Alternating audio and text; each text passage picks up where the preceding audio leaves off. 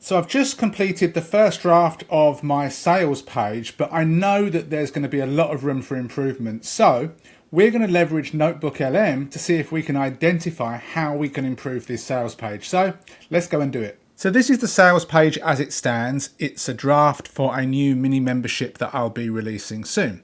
This is inside of Elementor, which is what I'm using to create the sales page. But a draft is just that. It's not the finished article, and there are going to be things on here that I've done well, and there are going to be things that I've done badly and can potentially improve upon. So we can leverage AI, specifically NoterbookLM, to get ideas, and then if we want, implement those in the copy to make it better. So what you'd do is you'd grab the URL of your page and you go to NoterbookLM, you click on New Notebook, you would then choose Website and you would paste the link in here. Now I've already done that, so I'm going to walk you through what I found out from NoterbookLM about my page. So the first thing I wanted to do was have NoterbookLM analyze the copy. So I said, analyze the sales page copy and list out what it does well and how it could be improved. For improvements, focus on the copy and flow. Provide concrete examples of what I could say and tell me where to put it as for the improvement suggestions. And as we go through, we have the strengths here.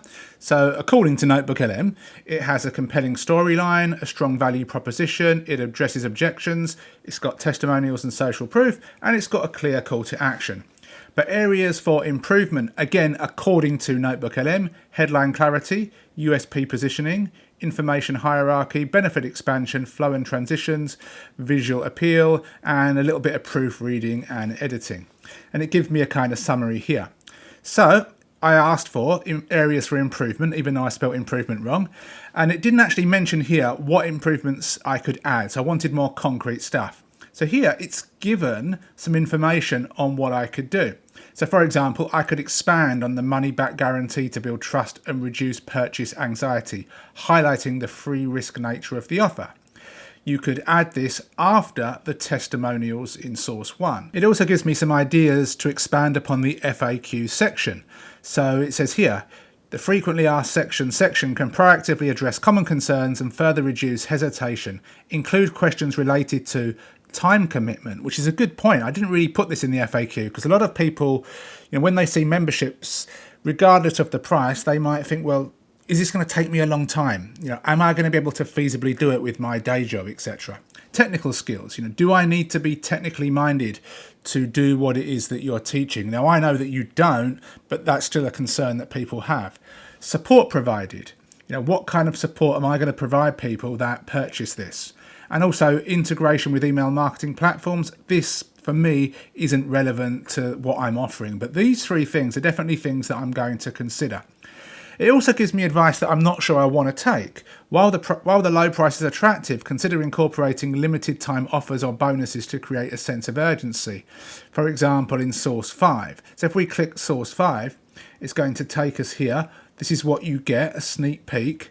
And then after that, it encourages that urgency. So again, you don't have to take everything and do it. And it also mentions a couple of proofreading things and grammatical errors that I've made. So I'd put here, please highlight all these. There are some minor grammatical errors and typos throughout the story. I love a good typo. So it gave me some here. Now I've gone through and changed some of these. So I've made a typo here. Looking the, it's like old English, looking the super cheap price. So what we can do is we can come over here and we can just do a search and we can find there we go. So we can just quickly change that. Now obviously you'd proofread it yourself before you do it, but this is just a great way to save time. Let's go back over to the recommendations. So we've got the FAQ section. This is also interesting. Visual storytelling is one recommendation.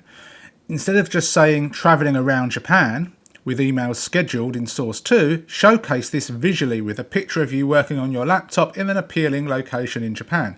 This reinforces your story and lifestyle benefits. Now, this may involve me going out and having a picture taken, which I may or may not do, but these are all interesting and good ideas.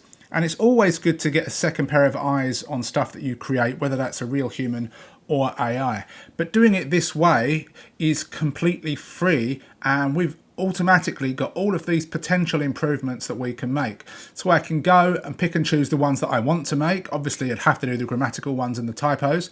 And then we've got a new page that we can publish. We can clear the cache, and then we can submit it again and see if we can find anything else out. Now, just one thing before we end the video to really understand is these are just suggestions. You don't have to take all of these and implement all of them. You want to pick and choose the right ones. And of course, it will always be good to get a real person that, you know, has a little bit of expertise in this industry to, you know, read through the sales page, give you their opinion, because oftentimes different people will see different things to AI. And by the end of all this, you'll have a nice polished page that you can then present with confidence to your potential customers. I hope you got value from this video. Thank you for watching. Please leave any questions or comments below, and I'll see you in another video soon. Take care.